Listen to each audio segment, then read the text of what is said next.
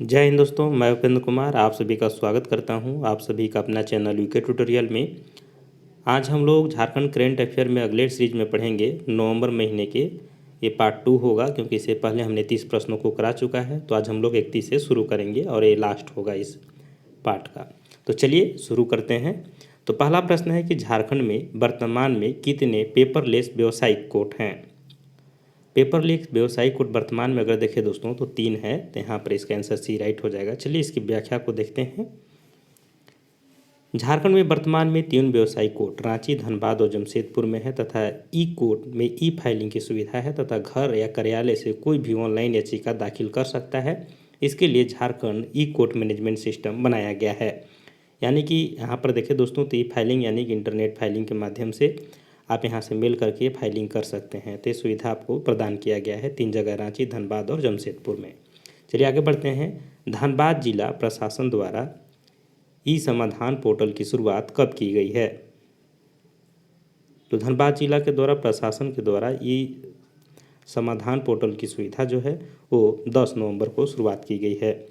चलिए इसकी व्याख्या को देखते हैं। धनबाद जिला प्रशासन के द्वारा ई समाधान पोर्टल की शुरुआत 10 नवंबर को की गई है। NIC धनबाद तथा जिला खनिज फाउंडेशन ट्रस्ट के संयुक्त तत्वाधान में इसकी शुरुआत की गई है। कोई भी व्यक्ति ई समाधान .gov.in पर शिकायत दर्ज करा सकता है तथा यह पोर्टल हिंदी और अंग्रेजी दोनों भाषाओं में उपलब्ध होंगे। तो साइट दिया हुआ दोस्तों, इस पर शिकायत आप दर्ज करा सकते हैं। धनबाद में इसकी शुरुआत 10 नवंबर से हुआ है। अगला प्रश्न है कि street and encounter for nation अभिनंदन नामक वीडियो गेम झारखंड के किस जिले में लॉन्च किया गया है। तो street and encounter for nation जो अभिनंदन नामक वीडियो गेम है दोस्तों, ये झारखंड के धनबाद जिले में लॉन्च किया गया है। तो धनबाद के इंजीनियरिंग छात्र गौरव ने street and encounter for nation नामक वीडियो गेम तैयार किया है। सेना के नाम से इस वीडियो गेम को धनबाद के सांसद पशुपतिनाथ द्वारा लॉन्च किया गया है। तो यहाँ पर देखिए दोस्तों, तो गौरव एक छात्र हैं, इंजीनियरिंग छात्र धनबाद के, उन्हें बनाया है और पशुपति जो नाथ जी हैं जो धनबाद के सांसद हैं उन्हीं के द्वारा इसको लॉन्च किया गया है।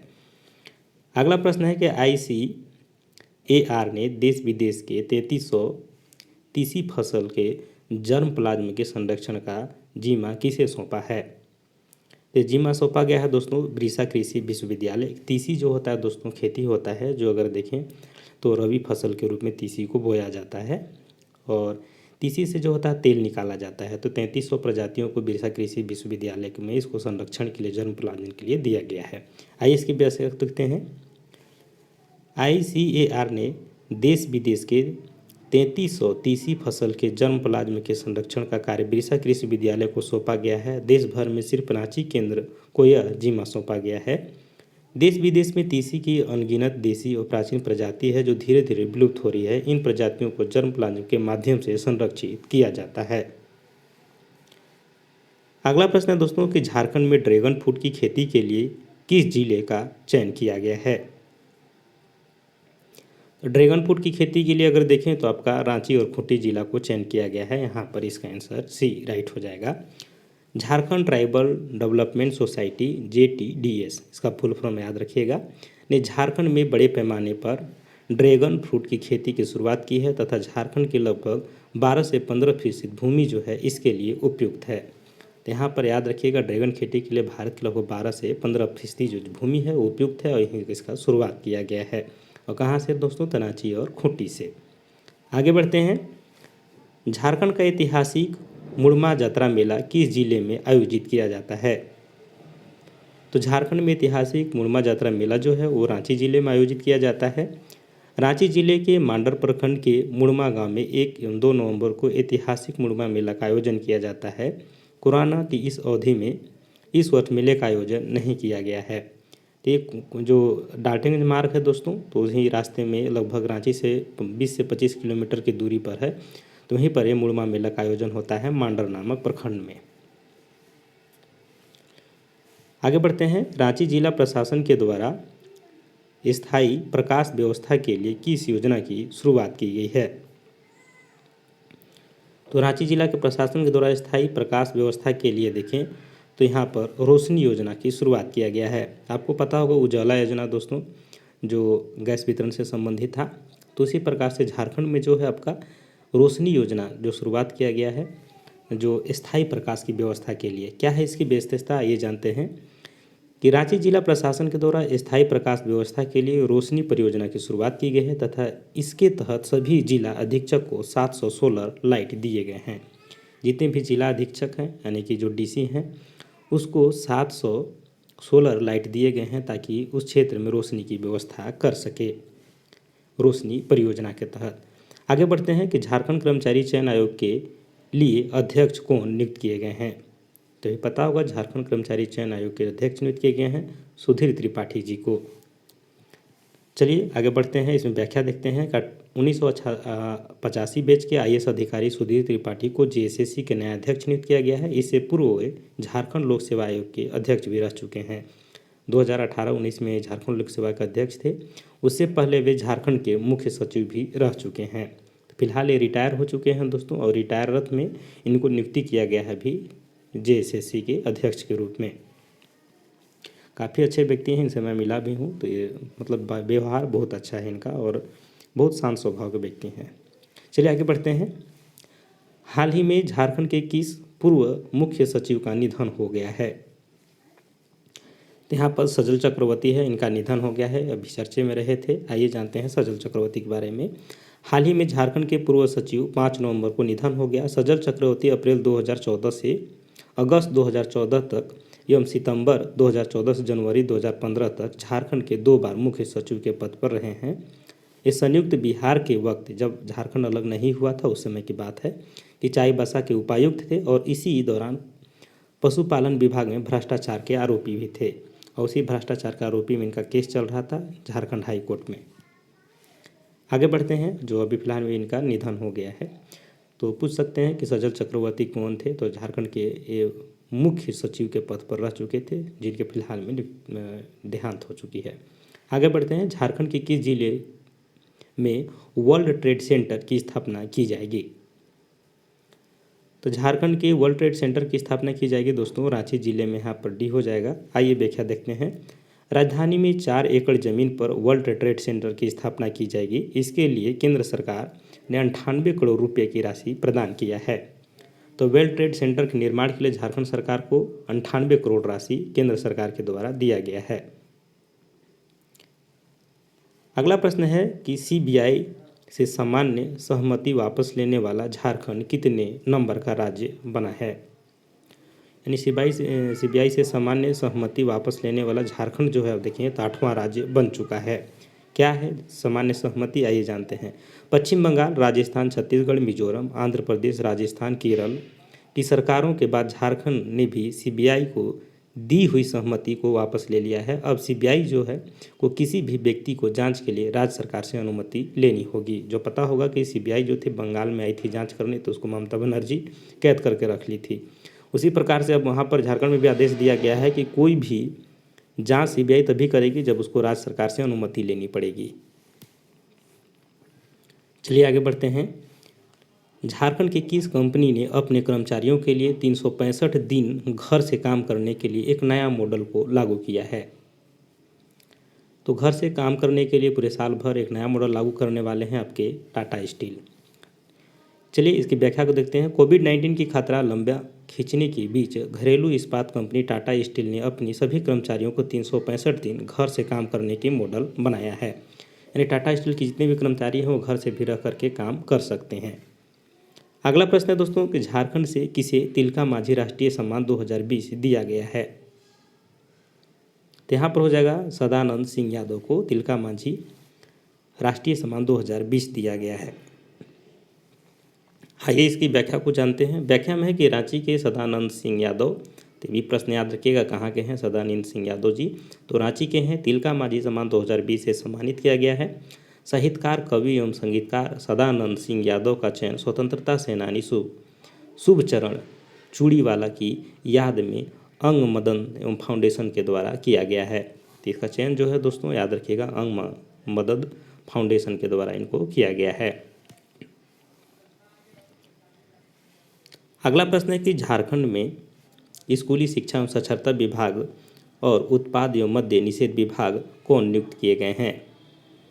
तो यहाँ पर अगर देखें दोस्तों तो अभी वर्तमान में जो है हेमंत सोरेन ही हैं। स्कूली एवं साक्षरता विभाग एक्चुअली में जगन्नाथ महतो जी को मिला था, लेकिन उनकी जो है हार्ट में प्रॉब्लम होने के कारण कोरोना के दौरान उनको चेन्नई में इलाजरत थे। अभी वर्तमान में वो घर आ चुके हैं आने के लिए, लेकिन अभी पदभार नहीं संभाले हैं। तो इस दौरान जो है जगन्नाथ महतो ही पद को नहीं संभालने के कारण मुख्यमंत्री इस पद को अपने अंदर रखे हैं। चलिए व्याख्या को देखते हैं। अल्पसंख्यक कल्याण मंत्री हाजी हुसैन अंसारी के निधन और शिक्षा मंत्री जगन्नाथ महतो के बीमार होने के कारण मुख्यमंत्री हेमंत सोरेन ने यह विभाग अपने पास रखे हैं। अगला प्रश्न है दोस्तों कि राज्य के कितने जिलों में जिला आपदा प्रबंधन अधिकार का गठन किया गया है।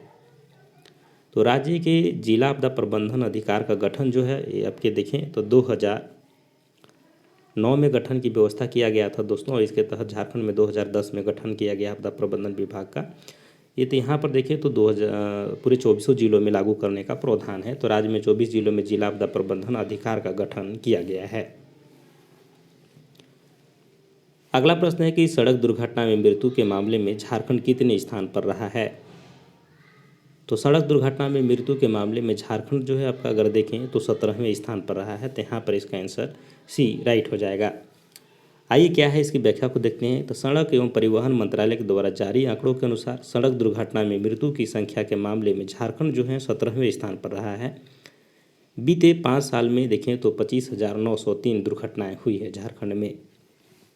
अगला प्रश्न है कि झारखंड में वर्ष 2015 से 2019 के बीच कुल कितने मानव तस्करी के केस सामने आए हैं। तो 4 सालों में 2015 से 19 का अगर देखा जाए तो मानव तस्करी के मामले में अगर देखें दोस्तों तो आपका हो जाएगा यहाँ पर 1467 केस आए हैं। तो वर्ष 2015 से 19 के बीच में झारखंड में कुल 1467 मानव तस्करी के मामले सामने आए हुए हैं। अगला प्रश्न है कि झारखंड सरकार ने मानव तस्करी के शिकार हुए नाबालिग को हर माह कितनी राशि देने की घोषणा की है। तो वीवीआई करके याद रखिएगा दोस्तों, जो मानव तस्करी के शिकार हुए हैं जो नाबालिग बच्चे लोग, उनके लिए झारखंड सरकार ने 2,000 रुपये प्रति माह देने की घोषणा किया है। चलिए इसकी व्याख्या को देखते हैं। झारखंड सरकार ने मानव तस्करी शिकार हुए नाबालिग को हर माह 2,000 रुपये राशि देने की घोषणा की है। अगला प्रश्न है कि झारखंड राज्य का पहला जिला क्रिकेट लीग शुरू करने के वाला जिला कौन सा है। तो झारखंड राज्य का पहला जिला क्रिकेट लीग शुरू करने वाला जिला जो आपका है वो आपका देखें तो पश्चिमी सिंहभूम है। झारखंड राज्य के जिला क्रिकेट लीग में सबसे पहले पश्चिम सिंहभूम ने ही शुरू किया है। तो इसको भी थोड़ा सा ध्यान में रखिएगा क्योंकि खेल जगत से भी प्रश्न हमेशा रहते हैं। आगे बढ़ते हैं। झारखंड स्कूली शिक्षा एवं साक्षरता विभाग के द्वारा झारखंड के विद्यार्थियों को डिजिटल कंटेंट उपलब्ध कराने के उद्देश्य से कौन सा ऐप लॉन्च किया गया है। तो यहाँ पर अगर देखें तो झारखंड डिजी स्कूल ऐप को लॉन्च किया गया है। इसका आंसर यहाँ पर बी हो जाएगा। विद्यार्थियों को डिजिटल कंटेंट उपलब्ध कराने के लिए झारखंड डिजी स्कूल ऐप लॉन्च किया गया है। तो यहाँ पर इसका आंसर बी राइट हो जाएगा। अगला प्रश्न दोस्तों कि झारखंड में किन्हें गांधी यंग तथा यंग टेक्नोलॉजी इनोवेशन अवार्ड के लिए चयनित किया गया है। तो यहाँ पर चयनित किया गया है दोस्तों एजाज अहमद जी को। तो यहाँ पर इसका आंसर ए हो जाएगा। चलिए इसकी व्याख्या देखते हैं। आईआईटी धनबाद के प्रोफेसर एजाज अहमद को Gandhian young technology innovation award के लिए चयन किया गया है। अगला प्रश्न है कि झारखंड विधानसभा के द्वारा सरना धर्म कोड का प्रस्ताव सर्वसम्मति से कब पारित किया गया है। तो यहाँ पर देखिए दोस्तों तो इसको पारित किया गया है 11 नवंबर को। तो यहाँ पर इसका आंसर सी राइट हो जाएगा।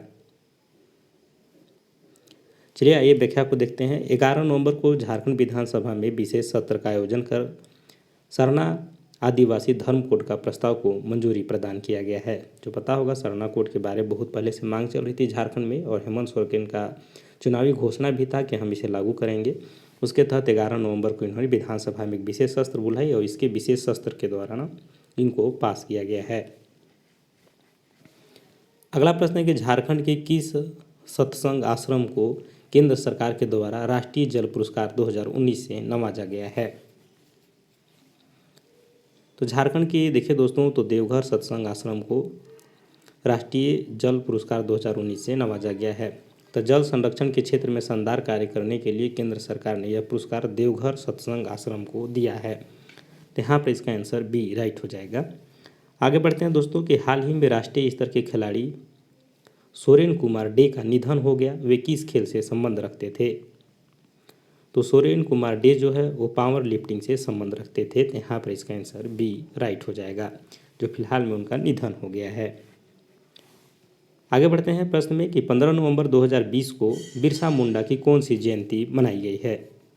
तो बिरसा मुंडा का जन्म 15 नवंबर 1875 में हुआ था दोस्तों। तो इस तरह से आप जोड़ेंगे तो आपका 145 वर्ष होगी। तो भगवान बिरसा मुंडा की जयंती 145वीं जयंती मनाई गई है। इनका जन्म 15 नवंबर 75 को खूंटी के उलिहाती गांव में हुआ था। तो इसको थोड़ा सा ध्यान में रखिएगा, क्योंकि इसका जन्म और मृत्यु दो चीज़ें जो बिरसा मुंडा के बहुत चर्चित है। बिरसा मुंडा से एक न एक प्रश्न रहता है, तो बिरसा मुंडा के बारे में थोड़ा अच्छे से पढ़ लीजिएगा दोस्तों। चलिए आगे बढ़ते हैं। झारखंड की पहली आदिवासी खिलाड़ी जिन्होंने 2 अंतर्राष्ट्रीय पदक जीते वो कौन हैं? तो झारखंड की पहली आदिवासी खिलाड़ी जिन्होंने 2 अंतर्राष्ट्रीय पदक जीते हैं वो हैं आपका फ्लोरेंस बारला। तो यहाँ पर इसका आंसर सी हो जाएगा। वर्ष 2019 में इन्होंने कजाकिस्तान में हुए यूरो एशियाई इंटरनेशनल चैंपियनशिप की 400 मीटर की रेस में और रिले में स्वर्ण पदक इन्होंने जीता था। तो एक हुआ था आपका कजाकिस्तान में और की रिले में, तो 2 स्वर्ण पदक इन्होंने जीता था। तो चलिए आगे बढ़ते हैं। झारखंड राज्य के कितने पुलिसकर्मियों व अधिकारियों को राज्यपाल पदक, मुख्यमंत्री पदक और झारखंड पुलिस पदक से सम्मानित किया गया है? तो यहाँ पर देखिए दोस्तों, तो राज्यपाल पदक हो गया, मुख्यमंत्री पदक और झारखंड पुलिस पदक से सम्मानित किए गए हैं कितने खिलाड़ियों को? तो यहाँ पर देखें तो 80 व्यक्तियों को सम्मानित किया गया है। तो 80 पुलिसकर्मियों को सम्मानित किया गया है। आइए इसकी व्याख्या को देखते हैं। झारखंड राज्य की स्थापना दिवस पर कुल 80 पुलिसकर्मियों एवं अधिकारियों को विशिष्ट सेवा के राज्यपाल पदक, मुख्यमंत्री पदक और झारखंड पुलिस पदक से सम्मानित किया गया है। अगला प्रश्न है दोस्तों कि झारखंड से किसे लिविंगस्टोन अंतर्राष्ट्रीय विश्वविद्यालय जामिया का फाउल्ट्रीच निर्देशक सह शोध समन्वय नियुक्त किया गया है? तो यहाँ हो जाएगा दोस्तों डॉक्टर KSS राकेश को नियुक्त किया गया है। तो यहाँ पर इसका आंसर ए हो जाएगा। चलिए इसकी व्याख्या को देखते हैं। डॉक्टर KSS राकेश को लिविंगस्टोन अंतर्राष्ट्रीय विश्वविद्यालय जामिया का आउटरीच निर्देशक सह शोध समन्वय नियुक्त किया गया है। तो इसका नाम याद रखिएगा थोड़ा सा कि KSS राकेश इनका नियुक्त किया गया है। अगला प्रश्न है दोस्तों कि झारखंड के किसे शास्त्रीय मोबिलिटी प्रोग्राम पुरस्कार 2021 के लिए चुना गया है? तो यहाँ पर हो जाएगा दोस्तों सभी को चुना गया है। इसमें नाम आता है ताराचंद अमगोट, सामबाहु फुरुमंदी, डॉक्टर जू झांग। तो यहाँ पर थोड़ा सा नाम थोड़ा टफ है। तो ताराचंद आमगोट, साम बाबू फुरुमदी और डॉक्टर जू झांग को शास्त्रीय मोबिलिटी प्रोग्राम 2021 के लिए चुना गया है। तो इन पुरस्कारों के लिए इन्हें 2021 में लिए चुना गया है। चलिए आगे बढ़ते हैं कि केंद्रीय रिजर्व बैंक ने झारखंड के कुल कितने करोड़ का ऋण मुहैया कराएगा? तो केंद्रीय रिजर्व बैंक जो है यानी RBI ने झारखंड को देखे तो 2600 करोड़ रुपए का ऋण मुहैया कराएगा। क्या है इसकी व्याख्या ये देखते हैं। तो केंद्रीय रिजर्व बैंक ने झारखंड को 2600 करोड़ रुपए का ऋण 2 किस्तों में देगा तथा पहली किस्त जो होगा 1200 करोड़ रुपए अक्टूबर एवं दूसरी किस्त जो होगा 1400 करोड़ रुपए जो नवंबर में दी जाएगी। तो इस तरह से देखें दोस्तों, तो नवंबर महीना का भी करंट अफेयर आपका समाप्त होता है और अगले जो होंगे तो नवंबर से पहले जो महीना आता है अक्टूबर, उसकी हम लोग करंट अफेयर को देखेंगे। इस तरह से हम लोग पूरे साल भर को कवर करेंगे। इसके बाद कुछ योजनाएं परियोजनाएं उसको भी हम लोग करंट अफेयर में लाएंगे। तो आप लोग बस इसी तरह से बने रहें। इसका PDF जो है डिस्क्रिप्शन लिंक में मिल जाएगा दोस्तों, तो आप वहाँ से डाउनलोड करके भी पढ़ सकते हैं। मिलते हैं अगले वीडियो में, तब तक के लिए जय हिंद।